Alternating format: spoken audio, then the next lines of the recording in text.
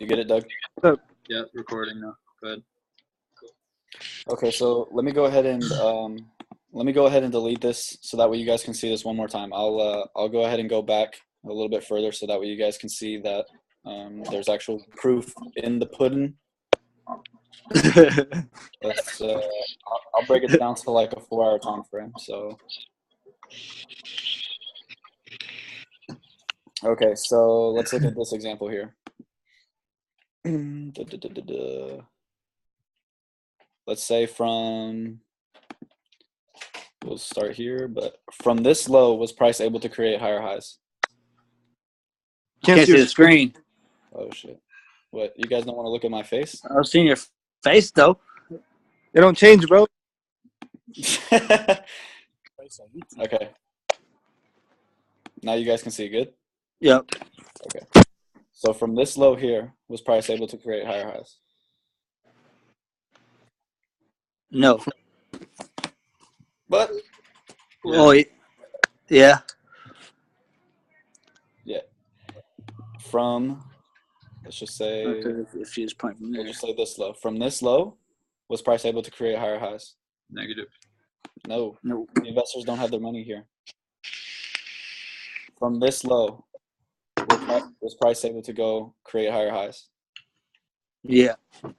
Yep. Okay. So now, one of the biggest questions is going to be like, how do I actually identify those levels? Like, in the long run, in hindsight, right, you can see exactly where investors have their money, right? Mm-hmm. Yeah. So your guys' goal is going to be able to, your guys' I'm trying to think of the word for it. I know that the main question is going to be, okay, how do I actually identify these levels in real time, right? Levels like this, where investors actually have their money at. Okay, so let's focus on this level here. If price from this level, was able to create higher highs, understand that there's a lot of liquidity in this level. Investors have a lot of their money here. So if price ends up coming back to that level, it's either going to take a lot of energy to break through that level because of how many investors there actually are in that area, which you see here. Look at how big these candlesticks are that actually broke this level. I'll show you. Hold on. Look at how big that candle is. Look at how big this candle is. And you guys have to understand that this is AU, so these are decent sized candles. Okay, I know on GJ this is probably nothing, right? But on AU, these are really, really good sized candles. So it took a lot of energy to actually break through that level because there's a lot of investors there. So there needs to be a lot more investors to the downside to be able to break through that level, right? So if we have price come all the way, okay, what is going on? I'm sorry, y'all, my screen's lagging. Okay, so if I was to mark off this level, right? I don't ever mark it off from the wicks, unless I find a really good meeting point for it. But I usually like to mark it off with the bodies, and the reason being is if you guys go onto a line chart, you won't see the wicks, right? All you see is the imprints of the body. So if you see where I marked off that line, all you can see is where the bodies are actually at, right? That's it. It's just the bodies, right? So if I know that investors have their money here because they were able to push price to higher highs, all I'm going to do is I'm basically going to extend out this line from this point, right? So now price, it took a lot of energy to actually break through this level, but look what happened when price ended up coming back to it. Price wanted to stay the hell away from this area. There were so many liquid investors in this area that it gave you a really nice bearish hammer, and then gave you a nice bearish engulfing candle to show you that price did not want to stay here anymore.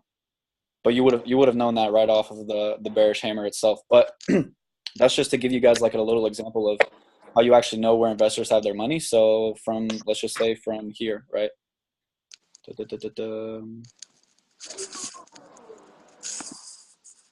So let's say that this is a high, okay? This is a low. From this low, was price able to push to higher highs? compared to that high that I marked off? Yes. Yes. Okay. So look what happened when price came back down to this area. Guys, you have to remember that support and resistance is not just one singular line. If it doesn't hit your line and you don't enter just because it didn't hit your line but it got close to it, you're going to be really sad. This one singular line is not support and resistance. It's an area. Support and resistance is an area, not a single price. So it's kind of something more a little bit like this, okay? It's in that area. But again, even if you took this trade, you're still catching about, if you see the right amount of movement in this zone, that's 50 pips. Even if you were to continue to hold it, that's 30 pips at max. But you know that there are already a lot of investors in this area, right? Why? I'll let somebody answer. Big moves from there. Huh? Because it makes big moves from there. It makes higher highs. Exactly, because it made higher highs. Right? So does that kind of make sense to you guys as to where people actually have the investors actually have their money at? Or does anybody need more clarification on that? Vic, I'm a little shaky. So is it like somewhat of a like temporary support resistance area that we're looking at where they have their money? I mean, it kind of just depends on what time frame you're looking at, bro, honestly, because you know, obviously the higher the time frame, the higher the reliability and like the stronger a level can be. So if I'm talking about like an H1 level, right, that may push price to higher highs, you know, it doesn't mean that it can't come back and be retested. But like for instance, let's look at Hear me? Hello? yeah, who's that? Whoever's talking, put the mute on. What's up? Rolando. Is that Doug? Is that Rolando? No, I said whoever's talking, put the mute on. Okay. Okay, let me try to find an example for you, bro, so that way you can see what I'm talking about. My bad if I'm holding y'all back. Oh, you're good. Okay, so from this level here, right? From this level, this actual high that we have marked off, price was able to push to lower lows, right? Because that's the overall goal of a downtrend, is to create what? A lower low. Lower low. Lower lows. So from this point, price was to create lower lows, right? Yeah. Yeah, whoa. Oh my God. But look at this. If I extend this level, understanding that support and resistance is not just a level, but an area, then you can see that price came all the way back to this area, to retest and give you some type of bearish rejection, pushing price away from it, right? So this level was tested here. Let me delete this crap. Broke through. Price tested that exact same level that pushed price to lower lows, because it had so many investors in there, so much liquidity, that it wasn't able to actually break through that, and then gave you a what's this actual pattern called? Does anybody know? This candlestick pattern? Hello? Double top. Nah, the candlestick pattern. Does anybody know what that actual pattern is? Engulfing. Right. So it came back to that high where price pushed to lower lows at, gave you some type of wicks pin bar to the top side, and then gave you an engulfing candle to the downside, letting you know what? The price doesn't want to stay there. So what do? Can anybody answer that? What do you do? We enter. You sell that bitch. Sell her. Sell her. Sell. She is literally telling you Sell me. Sell me. It's an engulfing candle. It's an engulfing candle that wants to know it. Yeah, it's selling. Okay. It retested an area that price had struggled at before. Pushed Yeah, price yeah, to yeah, lower yeah. lows, came back up to retest it. Eventually, gave you a pin bar to the top side, and then gave you an engulfing candle back down to the downside. Enter that bitch. Take her back to the previous low. Even if you do, that's a 30 pip gain. And all your stop loss just goes above the high. So 15 pip stop loss for a 35 pip, 33 pip gain. Good RR. Money.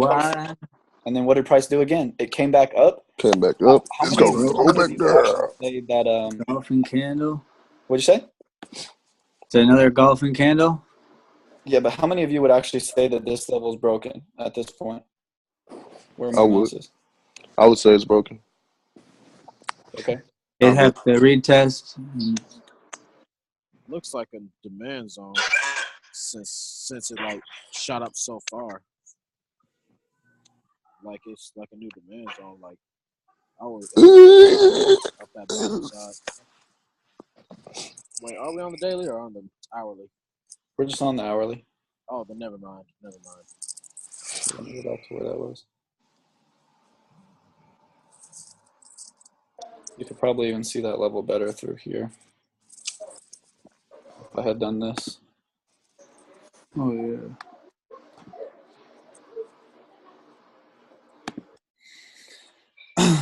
But remember, support and resistance is not just one single line. Okay? Please, please, please understand that. Please. This is an area in itself. This level is not actually fully broken because price hung around in this area. Okay, so if we were to look at this area and see, let's say we mark that off based off the H4, okay? What I would need to see on the H4 is I would need to see two decisive candles close above that level. Not two bullish candles. Okay, I can't have one big bullish engulfing candle close above and then like 5 other bullish dojis close above that area as well and consider that broken. Because if you see 5 bullish dojis hanging around after this, let's just say all these dojis hung around in this area, then price is just pausing. Price is just resting. It either needs rest or it's getting ready to reverse. Okay. So it needs to be 2 decisive bullish candles that close above in the same direction, right? But I need to see that on the time frame that I actually marked that off on, which would be, I'm sorry, my computer's lagging right now. 1 hour. It's probably because it's getting ready to die, honestly. What's going on? You guys can still see my stuff though, right? Yep. Okay. So does that actually make sense to you guys as to where investors have their money? Ari, does that make more sense to you, bro? Yeah, I'm a little better. It can be on literally any time frame. But the higher the time frame, the better. Where's like the best place you would look for like the hour? So what? That's honestly hard to say. Like that's a very case by case thing. It's just look, when you find a level and you mark it off, I'll show you guys my face. When you guys find a level and you mark it off, you can't say that one level is better than the other. Well, in terms of where investors have their money, that level is always going to be better, but you're not going to know which level is better at the time when price is actually coming to it, because you have to watch price and how it actually reacts to that level. That's what's going to let you know how strong that level actually is. It's price. It's always price that tells you. Okay, so for those of you guys who actually knew how I traded before, you guys knew that I used indicators. You guys knew that I used Fibonacci. I'm not going to lie, I still use Fibonacci every once in a while, but you guys knew that I had RSI. Sometimes I would throw Bollinger Bands on there just for the fuck of it. Now I don't use any of that. No RSI, no EMAs, barely Fibonacci, no Bollinger Bands, because it's all stuff that we put onto the charts that actually distract us from what is going on. which is what? If I take everything off the chart, and I know some of you guys have heard this before, if I take everything off the chart, Fibonacci, harmonics, all that stuff, if I take everything off, what do I have left? What's the only thing left on the screen? It's price. Candle. Price. Candles. The candles. Hey, So- Vic, got me one too. What'd you say? Go ahead. I got me one too. So that is what tells you where price is going to go. Because here, I want to understand. I'm not talking shit on Fibonacci because I still use it, but I want you guys to actually understand what Fibonacci actually is. If I draw Fibonacci out on my screen, I'll show you my screen here in a second. So if I draw Fibonacci out on my screen, right? Everybody probably has different levels. That's fine. It doesn't matter. But you guys know that in a downtrend, right? We draw it from the high to the what? Low. High to the low. Okay. So this is how you would draw Fibonacci in a downtrend, right? If you understand these percentages, all that this means is that if it gets to the 38.2% level, that's 38.2% of the original move that we had marked the Fibonacci off from.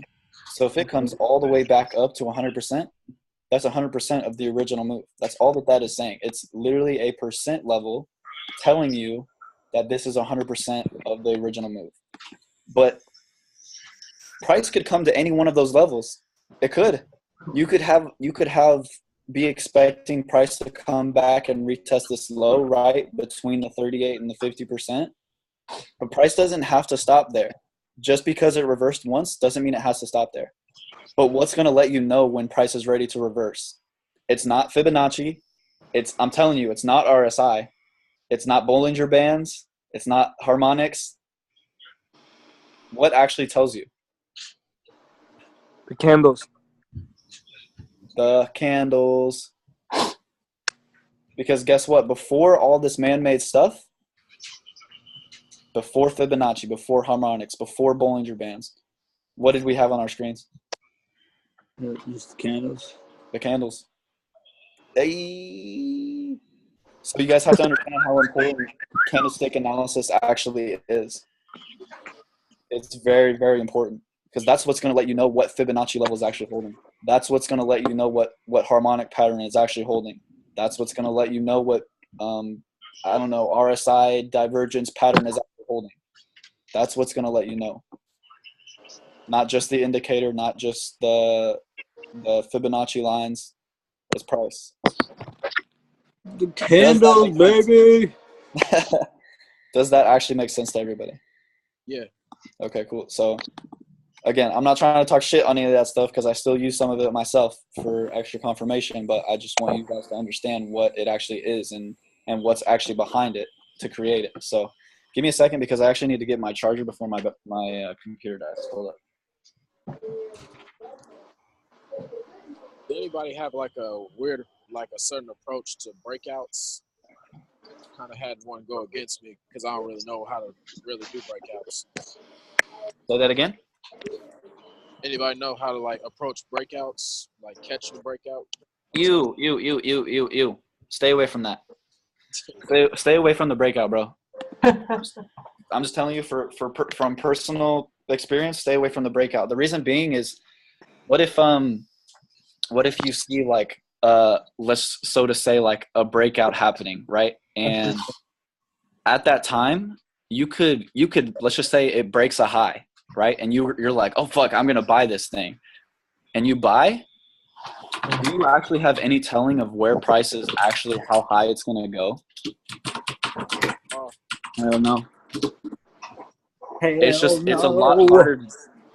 It's lowering your risk to reward ratio by quite a bit. So I don't. Here, I'll show you an example. I was actually talking with I don't know, was I talking with you about this yesterday? I don't even know if G can hear me. Yeah, you were. Okay, bet. Okay, so let's say it breaks this high, right? And you wanna buy price while I'll mark it off. And it starts to break out and you start to notice it and you want to say, I want to start buying right here, right? because I want to at least catch some of the move. That's your thought process, right? Yeah. Okay. So obviously, we all know as traders that we want to buy where in an uptrend. Higher high. Bottom Hello. retracement. Wait. I got some mixed answers. What? We're gonna buy in the pullback. Yeah, but the actual structure point, we want to buy at what Higher point? lows. Okay, so we want to buy at higher lows. So let's just say you enter a trade at the breakout, right? And price does end up coming all the way to here. That's cool. If price does, and you buy at this point and you end up winning, that's cool. But I want you to know that your actual risk to reward ratio is way worse than if you had entered here. Because all your stop loss has to do is go below the low, and then you can still have the same level of take profit. But if you enter right here, now your stop loss is widened and your take profit is shortened. So you're looking at least 1-to-1 at best, or probably even less. So it's putting the risk to reward ratio in an unfavorable position most of the time. So that's why you should probably, honestly, you can experiment and try what you want, but I'm just telling you from past experience, I know that breakouts really aren't all that great for risk to reward ratio and like long-term trading. So Agreed. agreed. Okay, so anybody actually want me to do a full markup or anything for you guys, or is there any other questions or anything else that you guys want me to go over? I mean, I can go over Fibonacci, but I'd prefer not to. I'll let y'all choose. Full markup, explanation of candles. Wait. We'll save that one for another time. So yeah, full markup. Just give me a pair that you guys want me to look at. AUD CAD. Oh, you're disgusting. Ain't nobody ever say nothing, man. I gotta say something. You're disgusting, bro. Come on with it. Hey, you're pretty though. Tell me something I don't know. What are you talking about? Mm-hmm. You have a beautiful voice, Vic. Damn, bro. I appreciate you. No problem. Don't lie to him, man. He's Mexican. Yeah, you too, boy. Your voice cracked, man. Me? I just said it was beautiful and your voice cracks. Okay, so Back to work. so for me, I just see a lot of like downside movement. Like you guys are, I'm sure most of your guys' biases, if you guys are looking at odd cat, is just pretty much overall sells. But as far as like, this is ugly. What the hell is Ugly this as thing? hell. Pick another pair. We know what the ugly one looks like. I'm sorry, I don't like this. Yeah, U.S. Frank. USD Swiss?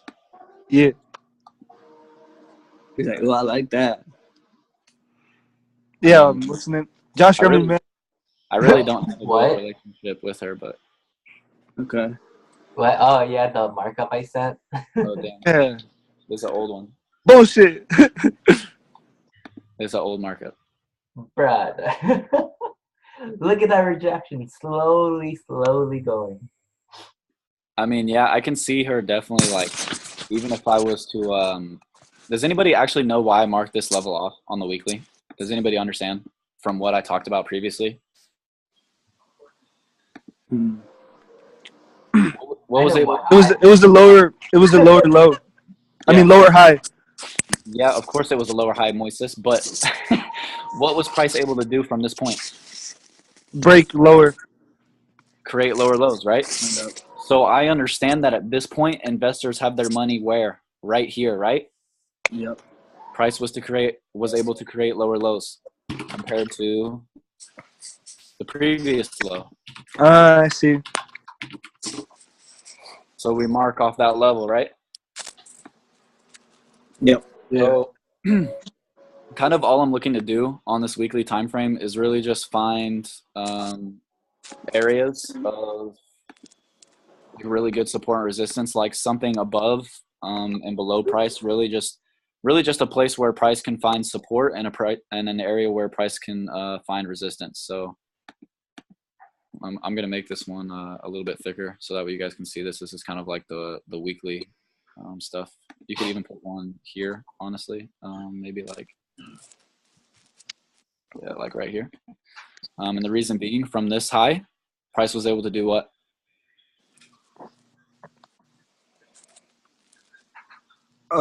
Break. Create a lower low. Create a lower low. Yep.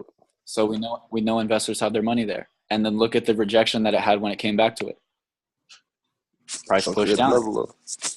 right? Mhm.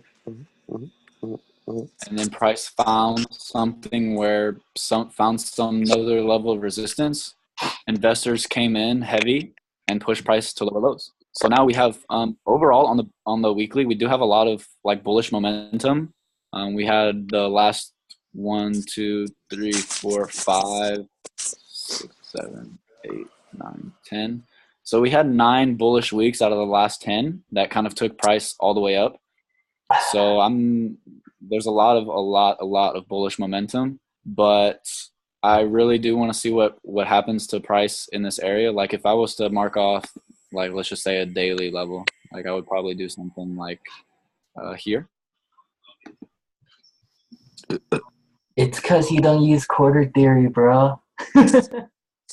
Yeah, forget that. I don't like that shit. I like to see what price is doing, not what the numbers on the side of the screen say. I don't know. It's just me personally, but honestly, in this area, you could probably look.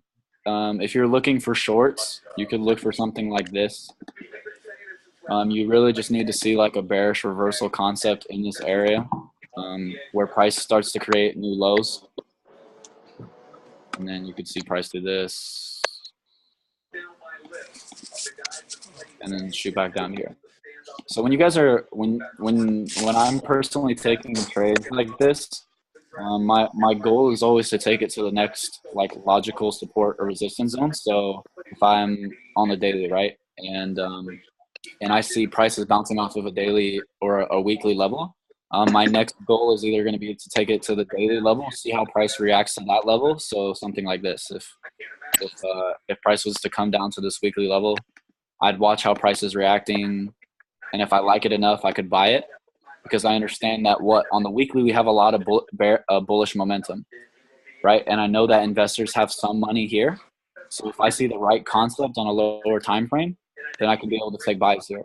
So my goal is going to be able to take it to the next level, see how price reacts in here, and if I like it enough, hold it, and then take it to the next level.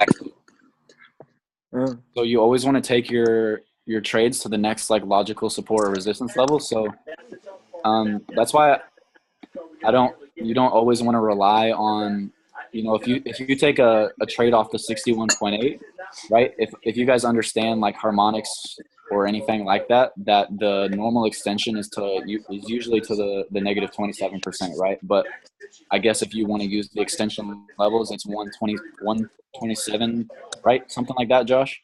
Wait, what? What was the question? I'm sorry, I'm like zoning off. I'm looking at my old markup right now. If you take a trade from the 61.8 on harmonics, the extension's like a 127% or something, right? 61.8. If you take a ABCD expansion, it'd be a 1618. Yeah, okay. 100% 1618. Okay, so basically back to here. Okay, I don't always want to rely on that, but if I find a level of support or resistance or just a key area that lines up with that level, then that's fine. I can take it to there. But sometimes you're going to have levels that match up with the 0%, and maybe it's bouncing off the 61.8 resistance level. Okay, well, you may not always be able to take it down to that 27%. You may only be able to take it back to 0%. Does that make sense to you guys? That's why that's why I don't want you guys to rely on just these. Don't just rely on these Fibonacci levels, because I've caught myself too many damn times being like, oh, it's a 61.8 bounce. I'm going to take it all the way back to the 27%, and then maybe hold it to the negative 61.8%. But I didn't realize that there was actually some level that was holding previously from what happened in the past with price. And then price would come down to the 0% and then shoot way the fuck back up. And I'd be like, damn it. There go my profits. I Okay, see. so here, overall, I want to see how price is reacting to that level that we just marked off, the weekly level.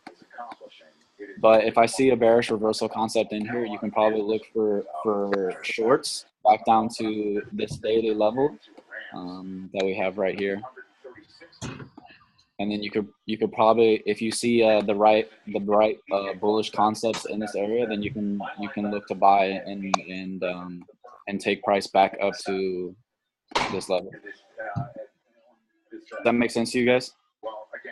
Yeah. So all of these areas that I marked off were because of what? Because investors have their money in some type of area. I know investors have their money in this really dark black line. I know investors have this their money in this top dark black line. I know investors have their money in this dark bottom line, right? Yeah. And I know investors have their money in this small black line. I know investors have their money there. So that's where I'm going to be looking to trade. That's it. It's simple. It's simple. Don't complicate it. It's simple. And look what we had on the lower time frame on USD CHF. Because remember, this black line, it's not just a line. It's a zone. Put a little zone around this if you have to. But it's an area, not just a line. And what did we actually have in this area? Double top. Ooh. And some nice bearish engulfing candles. So yeah, this is kind of where I'm looking. This is kind of where I'm looking to buy USD CHF at, if you guys are looking to buy. Who do we still have on here? Doug, Nick, nice to see you on here, bro. Corey, Nico, Rolando, Moises. Rolando, okay. Yeah, I got you, bro. And we got G on here still. What's good, G? I know you got to dip out of here in a little bit, right? Okay, G. Nice to see you, bro. Okay, so I'll take one more pair suggestion that I'll look at, and then I don't know, maybe if I'm feeling good, I'll do two. But GJ. GJ? Yeah. Who's saying that? Rolo. All right, well, that one.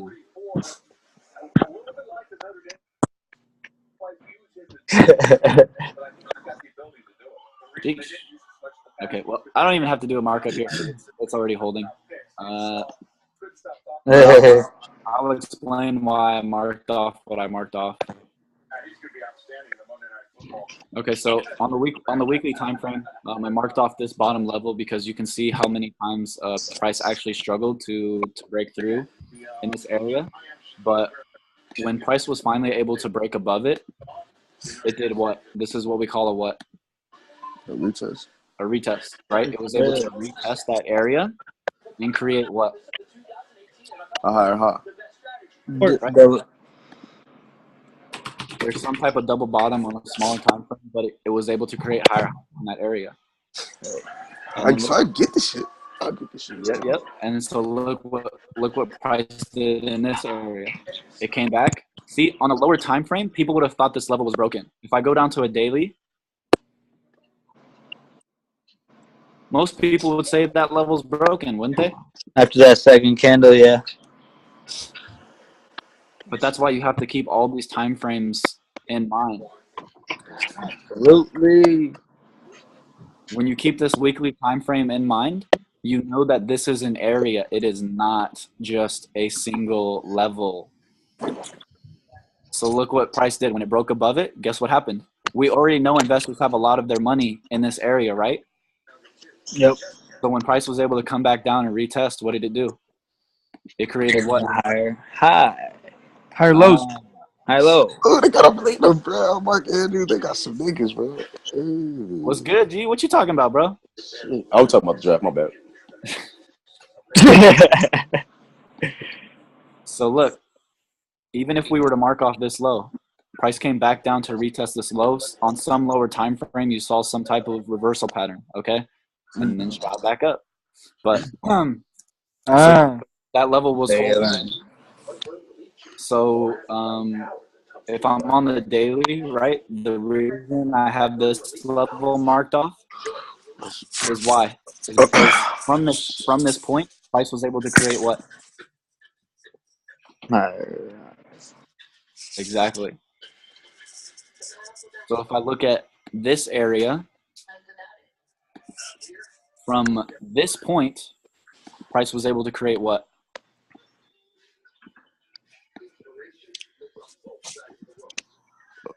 Anybody? Anybody? Make a what? Who's drawing on the screen? What the hell? Doug. Can anybody answer that question for me? From this point, price was able to create what? Lower low. Lower high. No. Higher Lower low. lows. It was able to create lower lows from this point. Right? Right. Yeah. And in this area, we already know that investors have their money because it created a higher high, right? Now price broke below, came back down to retest, and did what? From this area, price was able to create what? Lower low. Lower lows. Lower lows. Lower lows. Lower lows. Do you guys actually, are you guys starting to see how simple this shit is? Yeah. Yeah. So I already know investors have a lot of their money in here. If I see the right bullish reversal concept on a lower time frame, I can take price back up to here. Now, or what back up time to frame here. would you look at, Victor? If I'm on the daily. Yeah, I know this, but I want people to know it. So if we're on the daily, right? If I see that this is a daily level, I want to see a bullish reversal concept on the 1 hour. Meaning, I want to see price give me some type of rejection, but also give me some type of structure that shows me price is ready to reverse. So you could see a double bottom. You could see a triple bottom, whatever. You could see an inverse head and shoulders. Just something that shows you that price is confirming that it's holding at this area and ready to reverse. So you could see something like this. You could see a double bottom, right? A break of this high. And then what do most people look for after it breaks the neckline of a double bottom? Retest. A retest. Mm-hmm. And that's all you wait for. And then you take that bitch to where? To the sky. Boom! The fucking moon. Now it could. Huh? Rolando, you cut out, bro. Now, Victor, do you target the previous high or the previous low? Like, you see how there's structure at the low and the high right there? Tell them what they should target, the high or the low. You targeted the zone. Yeah, but which zone? Is what I'm trying to get you guys to understand. Which zone? That zone or the top zone? The bottom zone. Good deal. So for here, right? Yeah. But This is why you have to understand what all the time frames mean. You could probably see price hold at this area, right? Like in here, I'm not too worried about an area like this or anything because there's not a whole lot of rejection to the left of it. But for this area that I have marked off here, this one that's going to get darker, there's quite a bit of rejection in this area. So all you have to do is really watch how price reacts to this level, and that'll let you know if whether or not you can stay in that trade or if you need to get the fuck out. But I would take it to basically just the next logical level of support or resistance. But again, you have to be able to watch price to understand if it's going to reverse or not. But I definitely think candlesticks is definitely another discussion that we can have probably on the next webinar. I'll discuss candles and how to actually be able to read those at those levels. But I want you guys to understand the concept of this. Is everybody actually understanding this concept that I'm teaching? Because if not, speak up so that way I can make sure you understand it. No, I'm starting to get it, Vic, more and more every time. You know, it's a pretty easy understanding, but just listening to it over and over helps me. What about you, G? Yeah, it would help me if you explain it again. You want me to explain it again? Yeah, go ahead. All right, G. All right. So, Hey, you guys in the match? damn, somebody's drawings are still on the screen. Can you guys see those drawings, or is it just me? No? All right. Just me again. Okay, G. So what do you want me to explain again exactly? Really, the candle things. I know we talked about it kind of like yesterday briefly. You know, the daily, and then I just need to know about the time frames. Yeah. Okay. Yeah. Okay. So I'll definitely break that down on the next webinar. That's going to be a lot of information to cover because I know you guys have been on here for an hour already, and I don't want to put too much information into your guys' brain in like one day. So I'll definitely save that one for the next webinar and make sure that you guys understand actual time frame correlation. But do you guys understand this concept that I was breaking down to you on a higher time frame? Like how where investors have their money, if it breaks through it and comes back to it, you already can understand that more than likely you're going to see price reverse from that area. I was showing it to you guys over and over and over again. Yeah. Investors have their money here. Price broke through it, came back, retested. From that point, was able to create lower lows. Now we broke above it. Now price is kind of sitting at this level. We're going to watch how price reacts to it on a lower time frame, and then that's going to be able to tell us if whether or not it could possibly go to the next level or go back up. So on the next webinar, you'll understand lower time frame analysis, so that way you can be able to get entries without having to wait a day, 2 days, or 3 days to be able to enter on a daily candle. Does that make sense to you guys? Yes, sir. Okay, guys. Well, if you guys don't have any more questions, I'm going to go ahead and conclude this webinar. But I appreciate everybody hopping on. Corey, Miko, Rolando, Isaiah, H, Josh, G, Moises, Aaron, Doug. Isaiah left the whole time. Hey, we got a webinar tomorrow, though, right? Yeah, I believe we got another one with Nick. What was that? Yeah, we got another one with Nick. Going to be hopping on. Oh, yeah, we got one tonight and for Sunday, too, right? Yep. So, all right, sounds good. Alrighty, guys.